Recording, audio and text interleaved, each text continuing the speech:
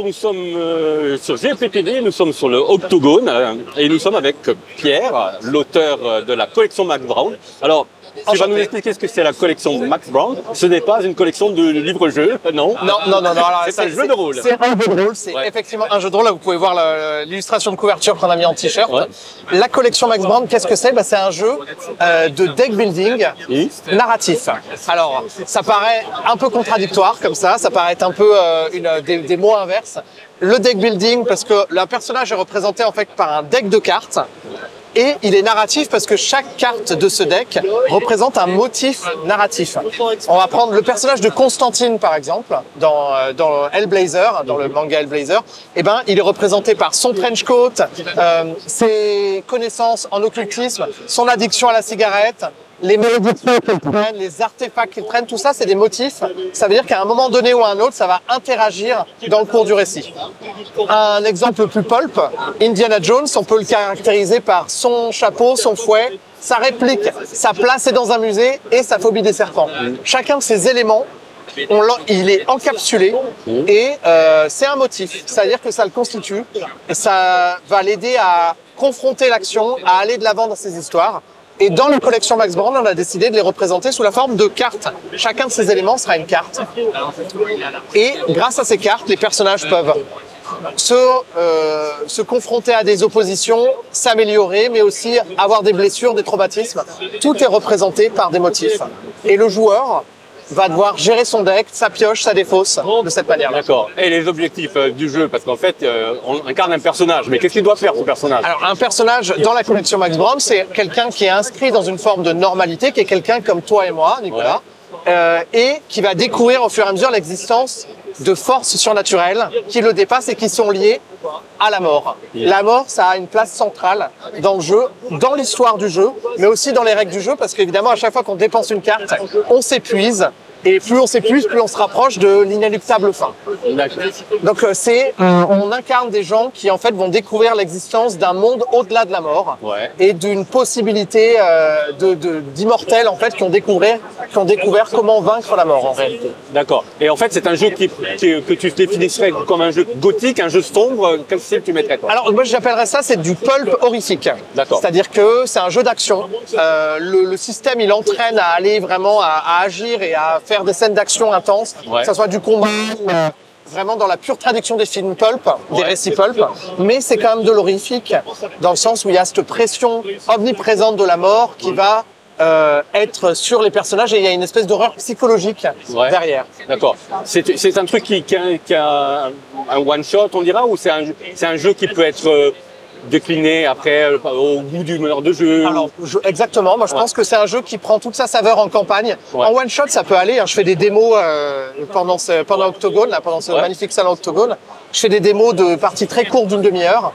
Et je pense que le jeu se déploie vraiment en campagne parce qu'il y a toute la partie deck building pendant la phase d'XP où on peut acheter des nouvelles cartes, modifier ces cartes qu'on a déjà, se débarrasser des cartes qui nous plaisent moins, etc. Donc sur le long terme, je pense que c'est un jeu qui déploie toute sa richesse. D'accord. Et au niveau de la mécanique de résolution d'action, par exemple, est-ce que bon, il y a le système de deck building, mais tu utilises un autre système qui est greffé, un système de dés, un système où c'est uniquement les cartes? Moi, j'aime bien les dés parce que je trouve que pour symboliser le hadar, et puis en fait, j'aime bien les sensations que procure le lancer de dés. C'est important. Quand on joue, on cherche à se recréer des sensations. Donc, le fait de manipuler des cartes, c'est une sensation intéressante. Quand tu pioches la carte que tu attendais, là, ça crée de l'émotion. Mais le jeter de dés, le hasard que ça entraîne, c'est bien aussi. Donc, j'ai pas voulu me débarrasser de ça. D'accord. Il y a cette double mécanique de chaque carte a des valeurs qui vont permettre de générer des succès et donc de remporter des difficultés. Mais on a aussi, donc c'est des prototypes, hein, là je m'excuse, c'est pas des designs finalisés. On a aussi des dés qui peuvent être lancés et consommés aussi. D'accord. Et qui vont générer des succès également. D'accord. Voilà. Ça, c'est une réserve que tu utilises et qui s'épuise. Exactement. Jauge, exactement. D'accord. Il y a même 4 jauges. Adrénaline, conscience, vitalité et intuition. D'accord. Okay. Donc 4 jauges, 2 physiques, 2 mentales. qui permettent de définir un peu les forces vives de ton personnage. D'accord. Alors, dans la collection MacBrown, c'est pas encore sorti, bon, c'est en cours de développement. Ça commence quand d'ailleurs? Alors en fait, c'est développé, le jeu est écrit. Ce sera un livre de 250 pages au format 19-27 comme Itrasby. On va garder ce format pour tous nos jeux. Couverture rigide. Le financement est déjà commencé. On a commencé le 4, on a commencé mi-septembre. Le 16, non, septembre? Ouais, un truc comme ça. Non, le 13 septembre. C'est un vendredi 13, on a décidé de... Et en fait, le financement est terminé. Là, on est en phase de late pledge pendant le salon Octogone.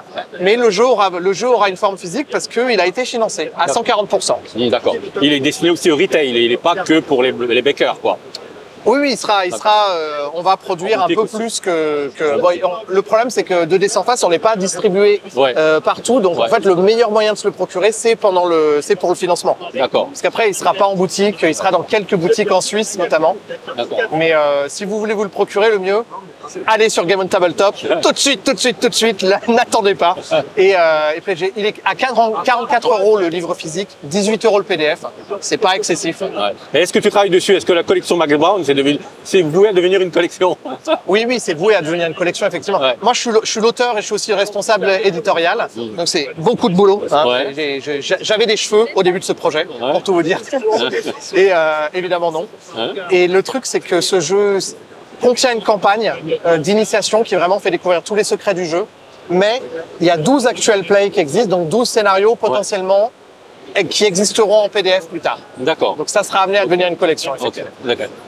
La collection Max Brown, dans le jeu, c'est un truc bien particulier. C'est un ensemble d'objets magiques, d'objets maudits, que les joueurs peuvent être amenés à collectionner, justement, et qui seront représentés sous la forme de cartes qui viendront s'ajouter au deck. On ne spoil pas trop. Non, faut pas trop spoiler. Bon, il y a une vidéo sur Internet qui traîne où on spoil tout. Je ne dévoilerai pas plus, mais effectivement, les cartes, les artefacts, les objets maudits viennent parasiter le jeu du joueur, en fait. Ok, d'accord. Et donc, les joueurs, ils gagnent en expérience, comme tu dis. Exactement. Petit à petit. Exactement. Ils gagnent en expérience, leur deck s'enrichit, les cartes se renforcent, mais ils se fragilisent aussi parce qu'il y a des cartes négatives, des traumatismes, des blessures qui viennent parasiter leur deck. Et il y a ces fameux artefacts qui viennent grignoter les autres cartes qu'elles-mêmes. On est proche d'un système de jeu, un jeu vidéo qui s'appelle Inscription, qui est génial. Un jeu si vous connaissez pas, je vous le conseille vraiment, c'est un jeu de deck building où les cartes sont vivantes. Elles viennent parler aux joueurs, elles viennent interagir entre elles, elles se détestent parfois. Un jeu malade. Et donc, je me suis un peu inspiré de ça aussi pour créer. Et la collaboration avec 2D sans face, qui est une association suisse, tu as... Au niveau de l'ADA, c'est toi qui t'occupes de l'ADA? Alors, je suis pas illustrateur, mais donc on a beaucoup travaillé avec 2D sans face pour le game design notamment. D'accord, parce que quand on voit Et puis voilà, on a créé le jeu en équipe de manière collégiale avec les choix des dessins, les choix de l'ADA, c'était collégial. D'accord. Bah écoute, merci. Merci à vous. J'espère que ça va fonctionner. Alors ça a fonctionné déjà. Après, il faut souhaiter que le jeu il soit un peu plus connu. Mais en quelque sorte, on est une petite maison d'édition sans prétention. On cherche surtout à faire des livres de qualité. Petite maison d'édition, mais cas d'expérience. Cas d'expérience, exactement. Mais on n'avait pas été actif depuis longtemps. Là, c'est le premier projet qu'on lance depuis quelques années. C'est vrai. Et voilà, donc faut pas nous souhaiter plus de succès parce qu'en fait, c'est pas ce qu'on cherche vraiment. Souhaitez-nous de continuer à faire des jeux de qualité. Intéressez-vous aux jeux qu'on a. Itrasby, donc Nightcrawler, Erdorin qui va arriver. On a des jeux on cherche à faire de la qualité. Suivez-nous. La maison d'édition se réveille d'un long sommeil et ça va déménager. Merci. Merci beaucoup à tout le monde. À vous.